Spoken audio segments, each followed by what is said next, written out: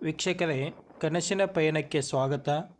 ನಮ್ಮ ನಾಡಿನ ಇತಿಹಾಸ ಪುಟಗಳನ್ನು ನೋಡುತ್ತಾ ಹೋದಂತೆ ಚಾಲುಕ್ಯರು, ವಿಜಯನಗರ ಸಾಮ್ರಾಜ್ಯ ಸೇರಿದಂತೆ ಹಲವು ಸಾಮ್ರಾಜ್ಯಗಳ ಆಳ್ವಿಕೆಗೆ ಈ ನಾಡು ಒಳಪಟ್ಟಿತ್ತಲ್ಲದೆ ಅತ್ಯಂತ ಸಮೃದ್ಧ ನಾಡಾಗಿತ್ತು ಕೂಡ. ಅವರ ಆಳ್ವಿಕೆಯ ಕಾಲದಲ್ಲಿ ಕಟ್ಟಿಸಿದಂತಹ ಸಾವಿರಾರು ದೇವಾಲಯಗಳು ಅಂದಿನ ಸಾಮ್ರಾಟರ ಭಕ್ತಿಯನ್ನು ಸೂಚಿಸುತ್ತವೆ. ಆದರೆ ಇತಿಹಾಸದ ಪುಟಗಳಲ್ಲಿ ಪುರಾತನ ಕಾಲದ ಗತವೈಭವವನ್ನು ಸಾರಿದ ಅದೆಷ್ಟೋ ದೇವಾಲಯಗಳು ಇವತ್ತು ನಿರ್ವಹಣೆ ಇರಲಾಗದೆ ಶಿಥಿಲಗೊಳ್ಳುತ್ತಿರುವುದು ನಿಜಕ್ಕೂ ಶೋಚನೀಯ. ಅಂತಹ ಹಲವು ದೇವಾಲಯಗಳು ಕಂಡುಬರುವುದು ಕರ್ನಾಟಕದ ಗದಗ ಜಿಲ್ಲೆಯಲ್ಲಿರುವ ಲಕ್ಕುಂಡಿ ಗ್ರಾಮದಲ್ಲಿ. ಲಕ್ಕುಂಡಿ ಗ್ರಾಮವು ಒಂದು ಐತಿಹಾಸಿಕ ವೈಶಿಷ್ಟ್ಯವುಳ್ಳ ಗ್ರಾಮವಾಗಿದ್ದು, ಇದು ಅದ್ಭುತ ಶಿಲ್ಪಕಲೆಗಳಿಂದ ಕೂಡಿದ ಅನೇಕ ಹಿಂದೂ ಮತ್ತು ಜೈನ ದೇವಾಲಯಗಳ ನಾಡಾಗಿದ್ದು, ಲಕ್ಕುಂಡಿಯನ್ನು ದೇವಾಲಯಗಳ ಸ್ವರ್ಗವೆಂದು ಕರೆಯಲಾಗುತ್ತದೆ. ಶಾಸನಗಳ ಪ್ರಕಾರ ಲಕ್ಕುಂಡಿಯನ್ನು ಲೋಕಿಗುಂಡಿ ಎನ್ನಲಾಗುತ್ತಿದ್ದು, ಈ ಗ್ರಾಮವು 1000 ವರ್ಷಗಳ ಹಿಂದೆ ಪ್ರಮುಖ ನಗರವಾಗಿತ್ತು. ಇದಷ್ಟೇ ಅಲ್ಲದೆ ವೀಕ್ಷಕರೇ, ಲಕ್ಕುಂಡಿಯು ದಾನಚಿಂತಾಮಣಿ ಅತ್ತಿಮಬ್ಬೆ ನಡೆದಾಡಿದ ನೆಲ ಎಂಬುದನ್ನು ಹೇಳುವುದಕ್ಕೂ ಮೊದಲು ಈ ಅತ್ತಿಮಬ್ಬೆ ಯಾರು, ಲಕ್ಕುಂಡಿ ಗ್ರಾಮಕ್ಕೂ ಇವರಿಗೆ ಇರುವ ಸಂಬಂಧವೇನು, ಅಷ್ಟಕ್ಕೂ ಅತ್ತಿಮಬ್ಬೆಗೆ ದಾನಚಿಂತಾಮಣಿ ಎಂಬ ಬಿರುದು ಬರಲು ಕಾರಣವೇನು ಎಂಬುದಾಗಿ ಹಲವು ಪ್ರಶ್ನೆಗಳು ನಿಮ್ಮ ಮೆದುಳಲ್ಲಿ ಓಡ್ತಾ ಇದ್ದರೆ, ಅತ್ತಿಮಬ್ಬೆಯು 11ನೇ ಶತಮಾನದ ಕಲ್ಯಾಣ ಚಾಲುಕ್ಯ ಅರಸ ಅಹಮಲ್ಲ ದೇವನ ಕಾಲದಲ್ಲಿದ್ದು, ಹಲವು ದೇವಾಲಯಗಳನ್ನು ಕಟ್ಟಿಸಿ ಕವಿಗಳಿಗೆ ಆಶ್ರಯ ನೀಡಿ ಕವಿಜನ ಕಾಮಧೇನು ಎನಿಸಿಕೊಂಡು ಸಾಕಷ್ಟು ದಾನ ಮಾಡಿದ್ದಕ್ಕಾಗಿ ದಾನಚಿಂತಾಮಣಿ ಎಂಬ ಬಿರುದು ಪಡೆದಿದ್ದಳು. ಧಾರ್ಮಿಕ ಪೋಷಕಿಯಾಗಿದ್ದ ಅತ್ತಿಮಬ್ಬೆಯು ಲಕ್ಕುಂಡಿಯಲ್ಲಿ ಜೈನ ಬಸದಿ ನಿರ್ಮಿಸಿ 1500 ಚಿನ್ನದ ಜಿನ ವಿಗ್ರಹಗಳನ್ನು ಮಾಡಿಸಿ ಅವುಗಳನ್ನು ಚಿನ್ನ ಮತ್ತು ಅಮೂಲ್ಯ ರತ್ನಗಳಿಂದ ಅಲಂಕರಿಸಿ ಜೈನ ಭಕ್ತರಿಗೆ ಮತ್ತು ವಿದ್ವಾಂಸರಿಗೆ ವಿತರಿಸಿದರು.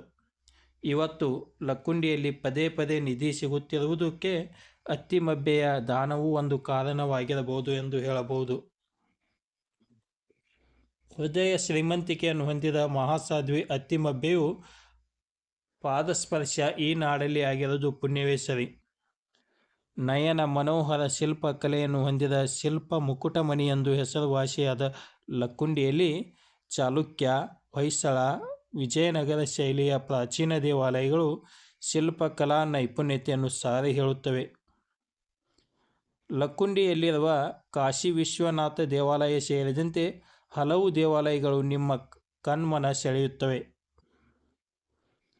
ಕಲಾವಿದರು ಕಣ್ಮರೆಯಾದರೂ ಅವರ ಕಲೆ ಮಾತ್ರ ಕಣ್ಮರೆಯಾಗುವುದಿಲ್ಲ ಎಂಬ ಮಾತಿನಂತೆ ಲಕ್ಕುಂಡಿಯ ದೇವಾಲಯಗಳ ಶಿಲ್ಪಕಲೆಯು ಅಭೂತಪೂರ್ವ ಇತಿಹಾಸವನ್ನು ಹೊಂದಿದೆ. ಗದಗ ಜಿಲ್ಲೆಯಿಂದ 12 ಕಿಲೋಮೀಟರ್ ದೂರದಲ್ಲಿರುವ ಲಕ್ಕುಂಡಿಯಲ್ಲಿ ಕಲ್ಯಾಣಿ ಎಂದು ಕರೆಯಲ್ಪಡುವ 101 ಮೆಟ್ಟಿಲುಗಳ ಬಾವಿ ಮತ್ತು ಹಲವು ಶಾಸನಗಳು ದೊರೆತಿವೆ. ಇಲ್ಲಿನ ಪ್ರಮುಖ ಆಕರ್ಷಣೆ ಎಂದರೆ ಕಲಾಶಿಲ್ಪ ಗ್ಯಾಲರಿ. ಇದನ್ನು ಪುರಾತತ್ವ ಇಲಾಖೆಯಿಂದ ನಿರ್ವಹಿಸಲ್ಪಡುತ್ತಿದ್ದು, ಇಲ್ಲಿ ನಿರ್ಮಾಣವಾದ ಕಾಶಿ ವಿಶ್ವನಾಥ ದೇವಾಲಯ ಅತ್ಯಂತ ವಿಸ್ತಾರವಾಗಿದೆ. ಲಕ್ಕುಂಡಿಯಲ್ಲಿ ಪ್ರಮುಖವಾಗಿ ನೋಡಬಹುದಾದ ರಚನೆಗಳೆಂದರೆ ಕಾಶಿ ವಿಶ್ವೇಶ್ವರ ದೇವಾಲಯ, ಬ್ರಹ್ಮಜಿನಾಲಯ, ಮೆಟ್ಟಿಲುಬಾವಿ ಹಾಗೂ ನನ್ನೇಶ್ವರ ದೇವಾಲಯ.